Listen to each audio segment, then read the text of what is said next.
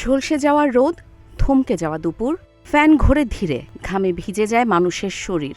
লোডশেডিংয়ের আতঙ্কে প্রতিটা মুহূর্ত যেন হয়ে ওঠে আরও অসহ্য। শহর থেকে গ্রাম একটাই প্রশ্ন, আলোটা থাকবে তো?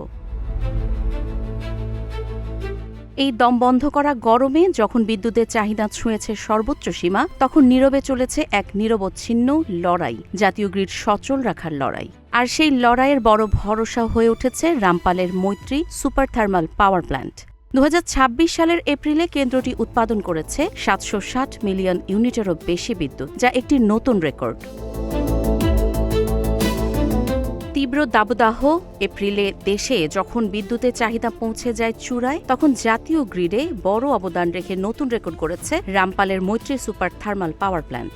Bangladesh India friendship power company জানায়, পুরো মাস জুড়ে কেন্দ্রটি গড়ে প্রায় ৮০% প্ল্যান্ট লোড ফ্যাক্টরে চালু ছিল। আর মাসের শুরুতে যখন গরম ছিল সবচেয়ে তীব্র, তখন উৎপাদন ছুঁয়েছে ৯৭% পিএলএফ।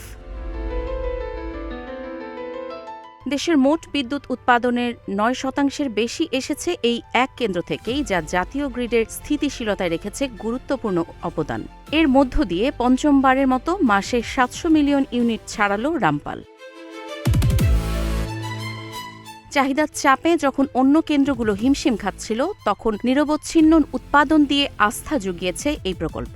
কর্তৃপক্ষ বলছে, দক্ষ অপারেশন আর সমন্বিত টিম ওয়ার্কই এই সাফল্যের মূল। বর্তমানে বাংলাদেশি প্রকৌশলীরাই চালাচ্ছেন কেন্দ্রটি, ভারতের এনটিপিসির কারিগরি সহায়তায়। দহন জ্বালায় যখন প্রতিটা নিঃশ্বাসই হয়ে ওঠে কষ্টের, তখন অন্ধকারের সঙ্গে লড়াই করে জ্বলে থাকা এই বিদ্যুতের আলোই হয়ে ওঠে মানুষের ছোট্ট স্বস্তি, একটু শান্তির আশা আর বেঁচে থাকার এক টুকরো নিশ্চয়তা। প্রখর রোদে ক্লান্ত মানুষের জীবনে তাই কিছুটা হলেও স্বস্তি এনে দিয়েছে রামপালের এই আলো। কাজী ইশরাত জাহান দৃষ্টি, নাগরিক প্রতিদিন।